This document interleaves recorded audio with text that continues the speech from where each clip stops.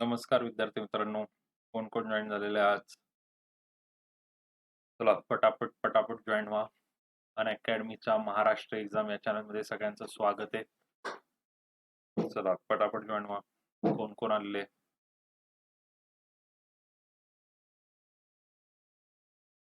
आज महत्वाचं लेक्चर आहे. 1 मिनिट येऊ द्या सगळ्यांना. ज्यांना माझ्याबद्दल माहित नाहीये त्या स्टुडंटसाठी इथे माझी माहिती दिलेली आहे. माझं नाव रोहित जाधव. मी UPSC, MPSC, banking, SSC, railway या स्पर्धा परीक्षांना गेल्या 5 पेक्षा जास्त वर्षांपासून शिकवतोय. General science, maths, reasoning, current affair हे आपले सब्जेक्ट इथे तुम्हाला दिसतात. 20,000 पेक्षा जास्त स्टुडंट्सला आतापर्यंत मी मेंटर केलेले, कारण खूप सारे आपण सेमिनार्स घेतलेले आहेत. आणि महाराष्ट्रामध्ये तुम्हाला जर माहित नसेल, कल्याण, ठाणे, पुणे, नाशिक, औरंगाबाद, परभणी हे सगळे विभाग, अशा ठिकाणी आपण लेक्चर्ससाठी जात होतो. वेगवेगळ्या कॉलेजचे सेमिनार. तर बहुतेक स्टुडंट्सला मेंटर केलेले आहे आणि ही आपली माझी प्रोफाईल आहे. या प्रोफाईलला तुम्ही बघू शकता unacademy.com/rohit29 कंपल्सरी फॉलो करा, म्हणजे फ्रीचे सर्व लेक्चर तुम्हाला भेटतील. मी या प्लॅटफॉर्मवर युट्यूबवर जनरल सायन्स तर शिकवलेले आहे तुम्हाला. मॅथ्सचं आता आपण हे सेशन्स आपले एवढे आतापर्यंत युट्यूबवर कोणी घेतलेले नव्हते. ही एक म्हणजे सिरीज एवढी मोठी कोणी चालवली नव्हती. आणि आता रिझनिंगचं पण आपण बघणार आहे. रिझनिंगचे स्पेशल लेक्चर घेतलेले आहेत ऑलरेडी मी. चला आता बहुतांश लोक झालेली जॉईन, म्हणून जरा 1 मिनिट आपण दिला वेळ. गुड इव्हनिंग सगळ्यांना. तर आजचं सेशन थोडं वेगळं आहे. का वेगळं आहे? पोलीस भरतीची जी मुलं असतील त्यांना मी आधीच सांगतोय, परत तुम्ही निराश होऊ नका. पण मुलांनी आता मला सांगितलेलं की सर ट्रिग्नोमेट्री शिकवा, त्यामुळे ट्रिग्नोमेट्री तर आपल्याला घ्यायचंय. तर आता ह्या चॅप्टरचं नाव मराठीमध्ये त्रिकोणमिती. आणि ह्याला मी या लेवल पर्यंत बघा, माझ्याकडे तर खूप साऱ्या लेवल आहेत, कारण मी बँकिंग, SSC, रेल्वेला शिकवलंय. तर SSC रेल्वेमध्ये हे खूप हाय लेवलला येतं.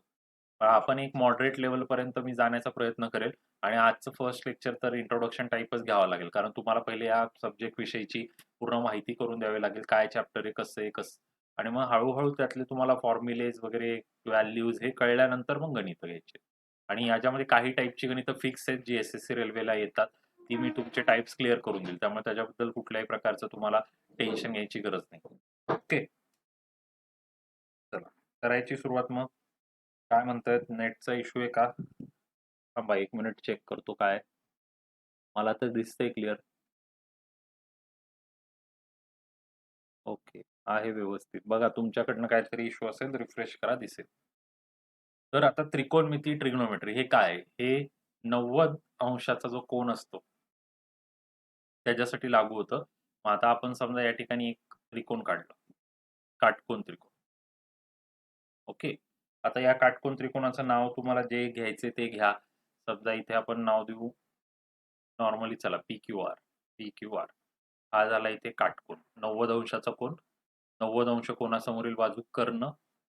इंग्लिश मधले शब्द पण मी घेणार आहे, टेन्शन घेऊ नका. हे उंची पण म्हणतो आपण याला. मला जे म्हणायचं असेल ते म्हणू शकता तुम्ही. या बाजूला पाया असं पण म्हटलं जातं. उंची, पाया शब्द माहिती आहे ना. आणि दुसरं महत्वाचं, आता इथे यामध्ये आता P किंवा R या ठिकाणी तुम्हाला एखादा अँगल घ्यावा लागेल. मग आता तुम्हाला कुठला अँगल कुठे घ्यायचा आहे त्याच्यावर आहे. आता समजा R च्या इथे मी एक अँगल घेतला थिटा. तर त्या अँगलच्या जवळची बाजू असेल तर त्याला लगतची बाजू म्हटलं जातं. लगतची बाजू. आणि याला काय म्हणणार, समोरची बाजू, कारण त्या थिटाच्या समोर आहे.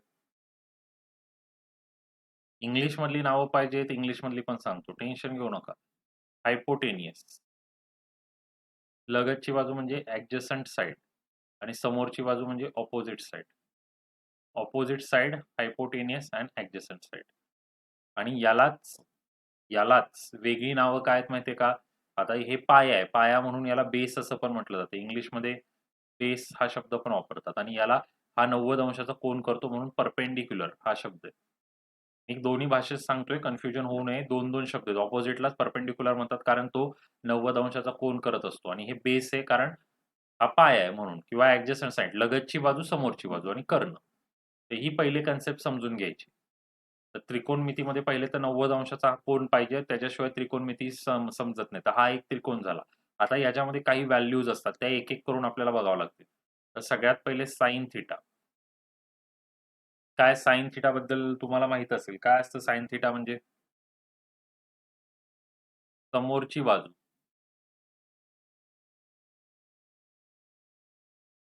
छेदात कर्ण. समोरची बाजू म्हणजे ऑपोजिट किंवा परपेंडिक्युलर. आता हे प्रत्येक वेळेस मी सांगत बसणार नाही. लक्षात घ्या. ऑपोजिट किंवा परपेंडिक्युलर आणि कर्ण म्हणजे हायपोटेनियस. आता या डायग्राम मध्ये जर तुम्ही बघितलं तर हा थीटा आहे. त्याच्या ऑपोजिट कुठली आहे? P Q. आणि कर्ण काय त्याचा? P R. तर हे झालं sine. Cos theta. Cos theta म्हणजे काय असतं? लगतची बाजू छेदात कर्ण. लगतची बाजू काय दिसते इथं? Q R. डायरेक्ट लिहितो आता. इंग्लिशमध्ये परत लिहायची गरज नाही. Q R. आणि कर्ण काय? P R. चला इथं एवढं तर क्लिअर असेल सगळ्यांना. Sine theta, cos theta. Sine थिटात समोरची बाजू कर्ण, कॉस थिटात लगतची बाजू कर्ण. आता ज्या वेळेस मी ह्या दोघांचा भागाकार करतो, साइन थिटा आणि कॉस थिटा, ते ना सगळ्यांना साइन थिटा आणि कॉस थिटाचा भागाकार करतो, तर काय होईल? समोरची बाजू किंवा चला ते बाजू बिजू लिहित वगैरे टाइमपास नको करायला. डायरेक्ट असं लिहितो. काय साइन काय होता? P Q upon P R. आणि कॉस काय होता? Q R upon P R. मला कळलं काय होणार आहे. P R P R cut झाला. तर पी क्यू काय असतं? समोरची बाजू. एकदम व्यवस्थित समजून घ्या बेसिक. आणि कॉस थिटा काय झालं? लगतची बाजू. समोरची लगतची. मग हे जे साइन कॉस थिटा आहे ना, समोरची बाजू लगतची बाजू, यालाच म्हटलं जातं मित्रांनो टॅन थिटा. तर हे पहिले तीन, sine theta, cos theta, tan theta. Cos theta हा 3 नंबरचा आहे. 3 काही जणांना वेगळं वाटेल की 3 का लिहिले तिथं. नंतर कधी कधी मधनं बघणाऱ्यांना कळत नाही. Tan theta 3 number. Sine cos tan. म्हणजे साइन आणि कॉसचा जेव्हा भागाकार करता त्यावेळेस तुम्हाला काय मिळतं? टॅन मिळतं. साइन आणि कॉसचा भागाकार ज्यावेळेस केला जातो त्यावेळेस काय मिळतं आपल्याला? टॅन मिळतं. तर हे पहिले 3 तर माहित पाहिजे, साइन कॉस टॅन. आता या तिघांचं इथपर्यंत क्लिअर आहे? कमेंटमध्ये सांगा बरं. चला कोणाला काय डाऊट असेल तर पहिले. नाही तर असं नको व्हायला एकटा मीच सांगतोय. पूर्ण कन्सेप्ट आज क्लिअर करून घ्या. एकदा कन्सेप्ट क्लिअर झाल्या, सगळं हे झालं की नंतर मग आरामात आपण गणित तर ह्याची घेणारच आहे. टेन्शन नका घेऊ. फक्त जरा थोडंसं पेशन्स. सगळं घाई गडबडीत नाही करता येत. आणि हे चॅप्टर थोडेसे वेगळे आहेत त्यामुळे समजवायला वेळ पण लागतो. काही जणांना येते माहिती आहे मला. तुम्ही आधीपासून अभ्यास केलेला आहे. चांगले कीप इट अप. तुम्ही असंच करत राहिला तर फायदा आहे तुम्हाला. पण मित्रांनो एक गोष्ट लक्षात घ्या, बाकीच्या मुलांसाठी पण आपल्याला शिकवावं लागतं. ओके. कारण काही जण म्हणतात काय एवढं फास्ट एवढं स्लो, तर जरा सगळ्यांसाठी आपल्याला विचार करायचा.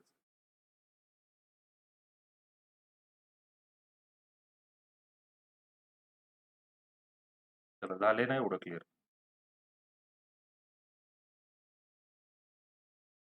आता या ज्या इनव्हर्सचा अर्थ कळतो का तुम्हाला मित्रांनो? याचा इनव्हर्स म्हणजे काय? याचं व्यस्त. व्यस्त म्हणजे काय असतं? चला बघूया. व्यस्तला आपण इनव्हर्स म्हणतो. आता साइन थिटा शिकलो. काय? समोरची बाजू छेदात कर्ण. याचा व्यस्त केला म्हणजे 1/साइन थिटा केला. 1/साइन थिटा केला तर 1/ समोरची बाजू अपॉन कर्ण. कर्ण वरती गेला. काय आलं? कर्ण अपॉन समोरची बाजू. तर हे जे आहे ना याला म्हटलं जातं कॉसेक थिटा. कोसेक थिटा जे आहे ते शब्द घ्या इथे. कॉसेक. साइनचा इनव्हर्स, साइनचं उलट. साइनला इनव्हर्स केल्यावरती 1/साइन. 1/साइन is nothing but cosec theta. कर्ण आपण समोरची बाजू. सेम लागू होतं कॉस साठी. कॉस थिटा बरोबर काय होतं? लगतची बाजू छेदात कर्ण. याचा इन्व्हर्स केला 1/cos थिटा केला. काय येईल? 1/, लगतची बाजू. हे एवढं डिटेल का? कारण एकदाच करा. परत परत मग करायची गरज नको. नाहीतर दरवेळेस गणित आलं की लगेच बघितलं पुस्तकात की काय लक्षात नाही. म्हणून एकदाच नीट करा. कर्णवरती, कर्णछेदात लगतची बाजू. इंग्लिशवाल्यांना टेन्शन येत असेल तर इंग्लिश मधले शब्द दिलेले, टेन्शन घेऊ नका. सेक थिटा, कोसेक आणि सेक क्लिअर केलं. Cosec theta, sec theta. साईनचा इन्व्हर्स कोसेक, कॉसचा सेक. मग आता एक राहिला की आपला कुठला? Tan theta. टॅन थिटा काय होता? Tan theta sine theta upon cos theta म्हणजे टॅन थिटा असतं. हे तुम्हाला माहिती. तर तसंच मित्रांनो, आता हे तुम्हाला माहिती आहे. मग हे काय झालेलं मगाशी? परत आता साइन थिटा म्हणजे काय असतो? समोरची बाजू कर्ण.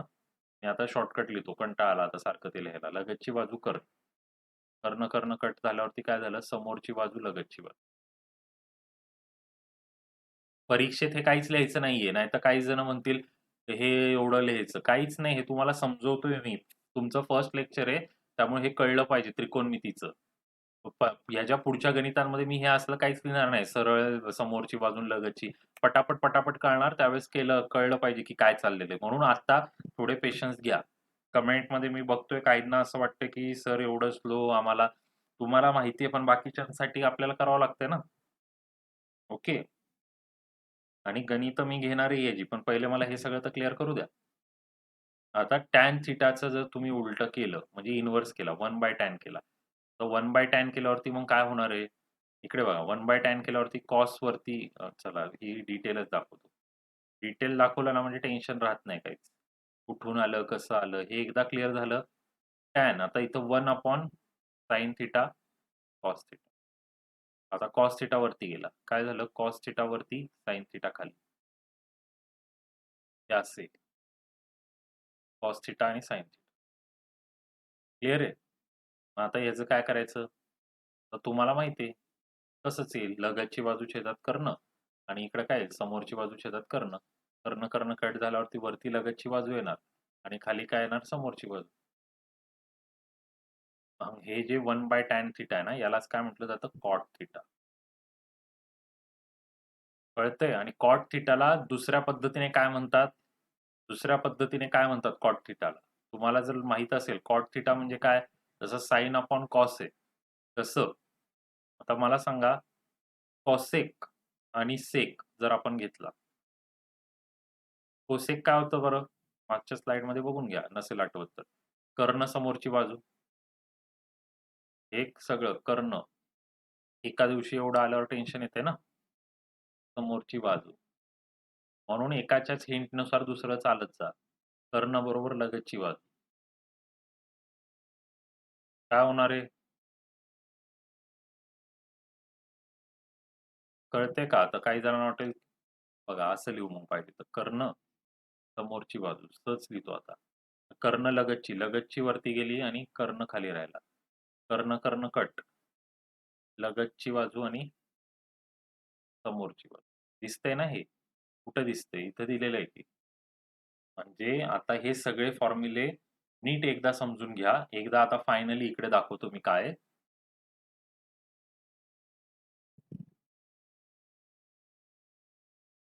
जे तुम्हाला कळलेले आहे. साइन थिटाला 1/sin थिटा केलं तर काय येतं? Cosec theta. 1/cos थिटा केलं तर मित्रांनो काय येतं? Sec theta.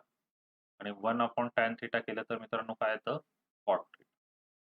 एवढं लक्षात घ्या. म्हणजे हे माहीत असेल तर त्याचे उलटे हे सगळे येणार आहेत. आणि हे बाकीचं तर माहिती आहे आता की साइन थिटा आणि कॉस थिटाचा भागाकार केला तर तुमचं काय येतं? टॅन थिटा येतं. ओके. मग तसंच कोसेक थिटा आणि सेक थिटाचा भागाकार केल्यावरती काय येतं? कॉट थिटा येतं. अजून काही फेमस फॉर्म्युले आहेत त्याच्यात तुम्हाला जर माहित असतील, जे गणितात वापरले जातात. Sine square theta plus cos square theta is equal to 1. सगळ्यात फेमस फॉर्म्युला. हे 3 फॉर्म्युले मी तुम्हाला जे सांगतो हे 3 सगळीकडे वापरले जातात. दुसरा 1 plus tan square theta is equal to sec square theta. Sec square theta. आणि तिसरं 1 plus cot square theta is equal to cosec square theta. यातलं सगळ्यांचं त्या ठिकाणी प्रूफ पण आहे की कसं हे आलं, पण ते सगळं आपल्याला कोण परीक्षेत विचारणार नाही. Sine square theta plus cos square theta is always 1. 1 plus tan square theta is sec square theta आणि 1 plus cot square theta cosec square theta. एकदा बघून घ्या सगळं आरामात, नंतर मग व्हॅल्यूज वगैरे बद्दलची पण माहिती सांगायची. कोणाला काय डाऊट आहे तर कमेंटमध्ये विचारा. एकदा हे सगळं झालं की मग पुढे बघूयात. पुढे व्हॅल्यूज वगैरेचं पण सांगेल मी. गणित करूयात आपण, पण पहिले हे सगळं तर क्लिअर होऊ द्या.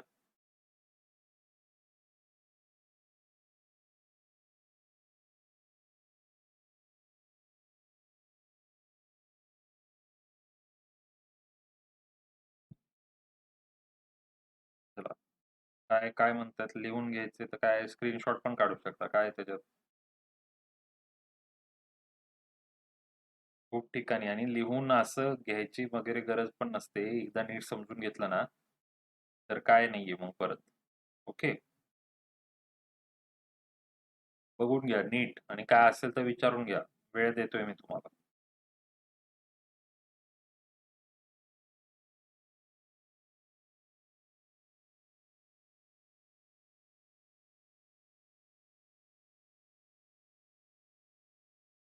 पोलीस भरतीला नसतं हे.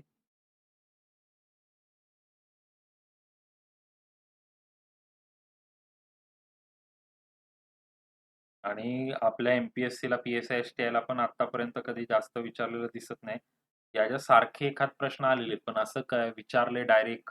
पण SSC रेल्वे, बँकिंगला पण नाही. काही जण म्हणतात बँकिंगचं, तर बँकिंगला पण नसतं. SSC रेल्वे पोस्टमन मध्ये आता सिलेबस मध्ये तर दिसत नाहीये नाव, पण काय सांगता येत नाही. पोस्टमन हे सेंट्रलचं आहे, त्यामुळे विचारलं तर मग काय करणार. त्यामुळे हे तुम्हाला एवढ्या लेवलला तर मी घेऊन जाईल की तेवढ्या लेवलला तुम्हाला परीक्षेत कामी येईल.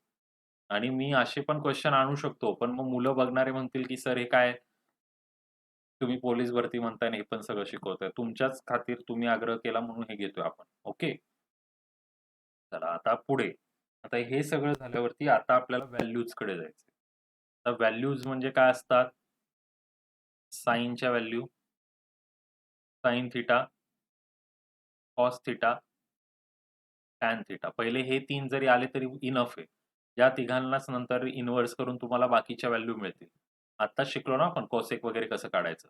आता याच्यामध्ये काय असतं? 0 degree, 30 degree, 45 degree, 60 degree, 90 degree, काही-काही ठिकाणी 180 वगैरे दिलेलं असतं, पण तुम्हाला एवढं डिटेल जायचं नाही. एवढं तरी माहीत पाहिजे बस. चला, एवढ्या व्हॅल्यूज तरी पहिले करून घेऊ आपण, नंतर पुढचं. आता इकडे अजून एक महत्त्वाचा मुद्दा आहे. तो म्हणजे की हे 30 वगैरे जे असतं, हे कधी-कधी वेगळ्याच रूपात लिहितात. आता 90 डिग्रीला कधी-कधी तुम्ही π/2 बघितलं असेल. खूप जण म्हणतात 90 डिग्री π/2 चा काय संबंध आहे? तर हे डिग्री आहे मित्रांनो. हे कशात आहे? डिग्रीमध्ये. हे कशात आहे? डिग्री. आणि हे जे असतं ना, याला रेडियन असं म्हणतात, रेडियन. डिग्री टू रेडियन करत असताना काय केलं जातं? डिग्री मधली जी अमाउंट आहे, म्हणजे थिटा जी डिग्रीमध्ये असते, त्याला π/180 ने मल्टिप्लाय करतात. मग आता आपला डिग्री 90 असेल, तर तुम्ही 90 लिहिणार आणि π/180 घेणार. तर मग 90 ने इथे कट मारला तर किती झालं? π/2. मग तसंच तुम्ही आता 30 डिग्रीचं पण करून बघा. जर 30 डिग्री त्याला रेडियनमध्ये करायचंय, π/180 घेतलं. 30 आणि इथे 6, 3 चा कटरा, π/6. बरोबर आहे.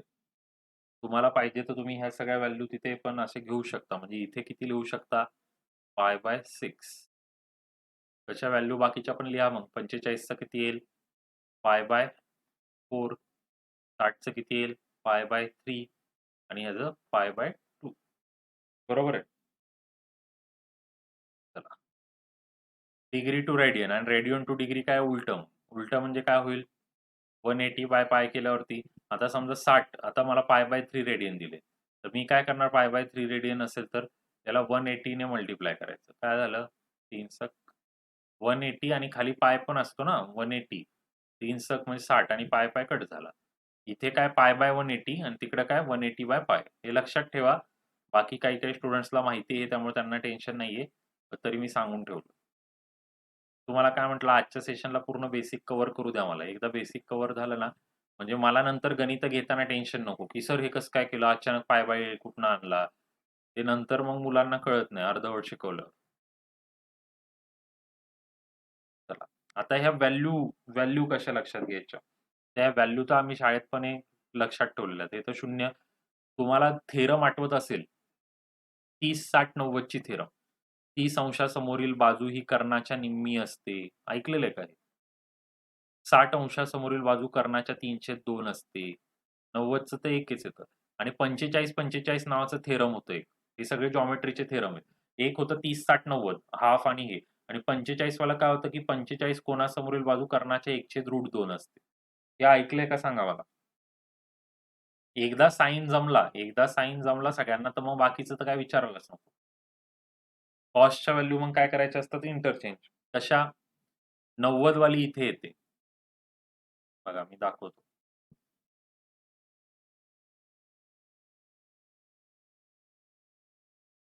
90 वाली इथं आली.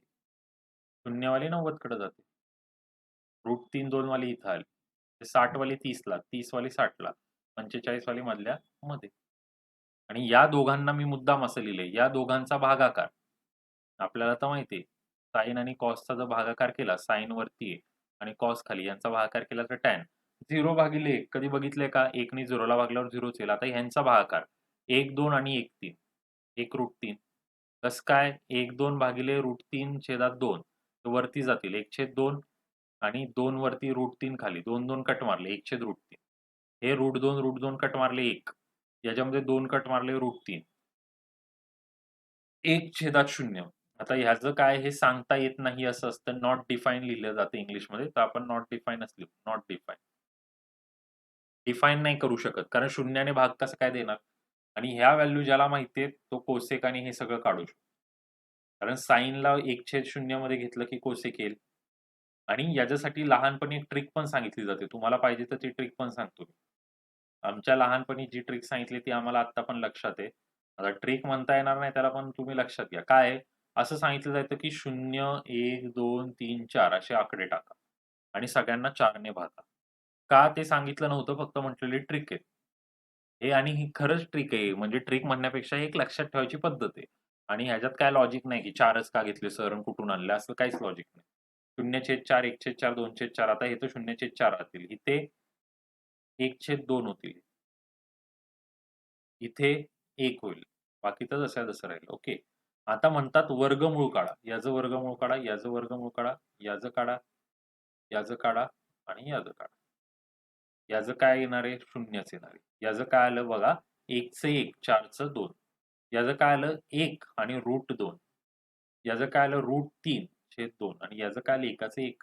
तुम्हाला दिसतंय का वरचा तक्ता जसा आहे तसा 0, हाल्फ, 1/√2, √3/2, 1 जसं आहे तसं. आणि एकदा का साइनच्या व्हॅल्यू कळल्या की कॉसच्या कळतात. कॉसच्या कळल्या की टॅनच्या कळतात. आणि साइन, कॉस, टॅन ज्याला कळलं त्याला कोसेक कळतं. याचा वापर आपल्याला गणितात खूप ठिकाणी करता येतो. टॅन 45 खूप गणितांमध्ये सगळ्यात फेमस आहे टॅन 45. टॅन 45 दिसला की एक व्हॅल्यू येते. मग आता तुम्हाला एक गोष्ट असे पण प्रश्न असतात की टॅन 45 हे आहे. मग कॉट 45 किती असेल? आता तुम्हाला माहिती आहे टॅन आणि कॉटमध्ये रिलेशन काय? टॅन टॅनला ज्यावेळेस आपण 1 घेतो त्यावेळेस कॉट येतं. मग आता टॅन 45 जर 1 असेल, मग 1च घेतलं तर कॉट पण 1च येईल. या अशा प्रश्नांना याचा खूप फायदा होणार आहे. आणि तुम्हाला जर हे बाकीचं पण जाणून घ्यायचं असेल तर मी सांगू शकतो. याला उलटं-उलटं करत जायचंय आपल्याला आता. म्हणजे आता समजा हा तक्ता जर आपल्याला कंप्लीट करायचा असेल, तर आता हे थोडंसं इरेज करतो. हा तक्ता कंप्लीट करून टाकू.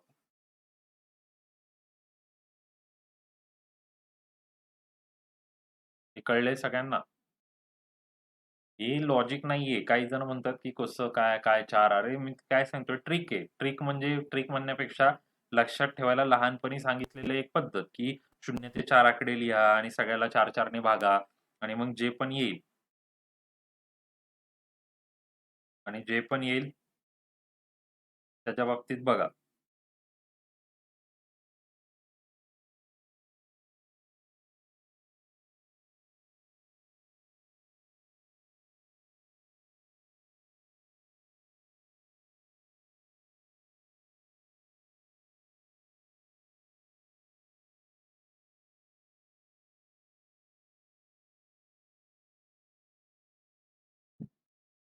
चला काय काय म्हणतायत?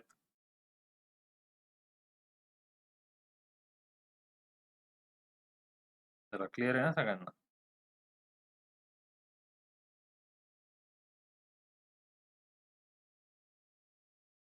आता हे कॉसेक वगैरेचं काय कमेंट ते काय काय सांगतात बघा. जे पण डाऊट आहे क्लिअर करा. कारण आज आपल्याला हे सगळं व्यवस्थित क्लिअर करायचं. आता हे इरेज करू द्या मला एकदा. म्हणजे मला इथे ते पुढचा तक्ता कंप्लीट करायला.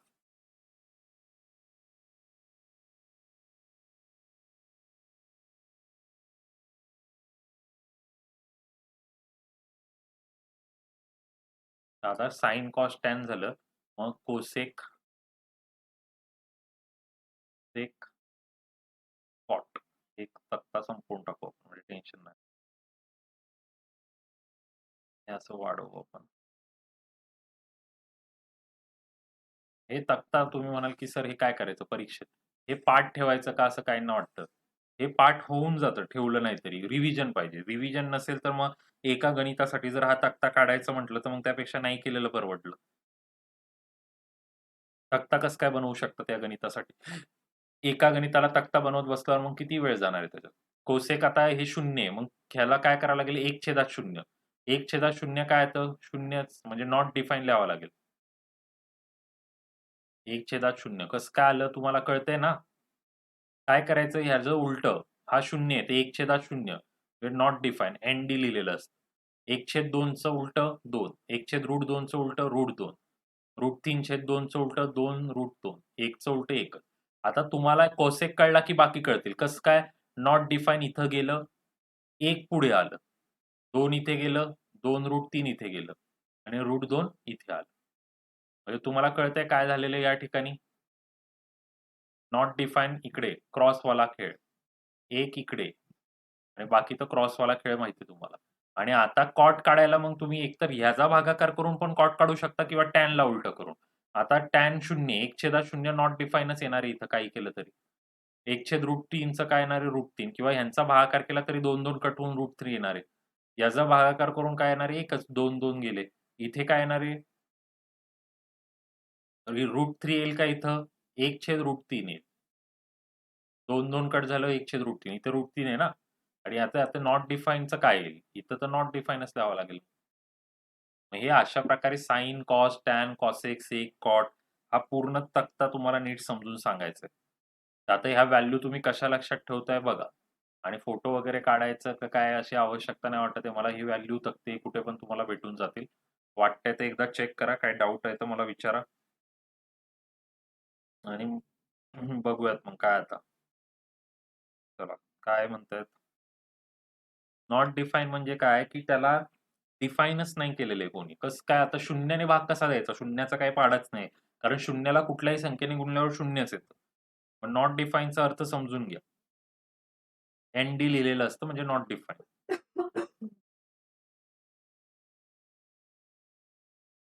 काही जणांना आज लय ओव्हरडोस झाला वाटतं. त्यांना कळत नसेल की काय चाललंय. साइन, कॉस, टॅन, कोसेक, सेक, कॉट. तुम्ही सांगितलं म्हणून घेतले. परत असं माझ्यावर नाव नको की सर हे काय करतायत? कशाला घेतले? पूर्ण डिटेल त्रिकोणमिती इथून सुरुवात केलेली आहे. साइन काय असतं? कॉस काय असतं? टॅन काय असतं? कोसेक, सेक कसं बनतं? टॅन कसं बनतं? टॅनवरनं कॉट कसं बनतं? त्यानंतर हे जे नॉर्मल फॉर्म्युले यूज होतात ते. ओके. अजून पण 90 मायनस वगैरेचे पण फॉर्म्युले आहेत. पण ते ग्रॅज्युअली घेतो मी. एका दिवशी एवढं सगळं दिलं तर काही कळणार नाही. आणि हे सगळा तक्ता. आता ह्याच्यावरती आधारित गणितं मला असं वाटतं की आपण नंतरच करावी. कारण खूप जणांचा आता मला वाटतंय मूड काय एवढा दिसत नाहीये. बघूयात आपण. कारण कसं आहे कन्फ्युजन होण्यापेक्षा उद्या करून याच्यावरती आधारित हाईट अँड डिस्टन्स नावाचं एक चॅप्टर असतं. त्याच्यामध्ये दिलेलं असतं, की म्हणजे एक झाड पडलं, मग त्याचं कुठल्या अँगलमध्ये किंवा एका मनोऱ्याकडनं आपण मनोऱ्यातनं खाली बघतोय किंवा खालून एका बिल्डिंगकडे बघतोय. तर हाईट आणि डिस्टन्स काढायचं असतं. म्हणजे आपण एका बिल्डिंगकडे या कोनातून बघतोय आणि आपण एवढ्या मीटरवरती आपल्यापासून बिल्डिंग आहे. तर त्या बिल्डिंगची उंची किती? पायथागोरसचं प्रमेय इथे लागू होत नाही. साइन, कॉस, टॅनचा वापर करून आपल्याला त्या ठिकाणी करावं लागतं. मग त्यावर आधारित गणितं आणि छोटे-छोटे जे असतील ते पण मी गणितं घेण्याचा प्रयत्न करणार आहे. जे परीक्षेच्या रिलेटेड आहे ते सगळं घेईल. त्यामुळे काही टेन्शन घेऊ नका तुम्ही. ओके. आणि काही डाऊट असेल तर क्लिअर करा. आणि अनअकॅडमीचं प्लस सबस्क्रिप्शन बद्दल खूप जणांना डाऊट असतं. काही इश्यू असतील तर मला क्लिअर करून टाका. प्लस सबस्क्रिप्शन घेतलं म्हणजे फक्त माझे लेक्चर बघता येतात असं नाहीये. हा माझा कोड आहे RJ29. तर 10% तुम्हाला डिस्काउंट मिळतं. म्हणजे 1 वर्षाचा कोर्स जवळपास 9,000त पडून जातो, जो 10,500 ला आहे. मग त्या एका वर्षात जेवढे कोर्स लॉन्च होतील सगळ्या विषयांचे प्री, मेन्स आणि इंटरव्ह्यू वगैरे जे सगळं गाईडन्स सगळं तिथे तुम्हाला मिळतं. राज्यसेवा, PSI, STI, पोलीस भरती जे पण एक्झाम महाराष्ट्रात येतात त्या सगळ्यांचं. तुम्हाला UPSCचं घ्यायचं, MPSC, बँकिंग, SSC, रेल्वे ते तुमच्या हातात आहे. RJ29 कोड तुम्ही वापरा. तुमच्या रिलेटिव्हज किंवा ओळखीत कोणाला वापरायचं असेल, घ्यायचं असेल, बँकिंग, SSC, रेल्वे असेल, काहीही कशासाठी हा वापरू शकता. 12 महिन्याचंच चांगलं परवडण्यासारखं आहे. 24 महिन्याचं पण आहे. अंडर ग्रॅज्युएट मुलांना 15,000चं जे आहे ते 13,500 पर्यंत मिळून जातं. बघा तुमच्यावर डिपेंड आहे तुम्हाला काय करायचंय. प्लस सबस्क्रिप्शन घ्यायचंय की नाहीये. तर आजचं सेशन मग आपल्याला लवकर संपवायचंय. कारण कसं आहे ही गणितं मग घेतली ना मग कंटाळा असताना गणितं घेऊन फायदा नाही. तुमचा पण मूड लागणार नाही तर मग सॉल्व्ह करताना तुम्हाला इश्यू येतील. त्यापेक्षा मस्त उद्या फ्रेशमध्ये ही सगळी गणितं घेऊ आपण. चला मग आजचं सेशन थोडं लवकर संपवूयात. कोणाला काय डाऊट असतील हे सगळे बघून घ्या आणि काय डाऊट्स असतील तर नंतर विचारा. चला मग संपवूया session. Let's crack it. Okay.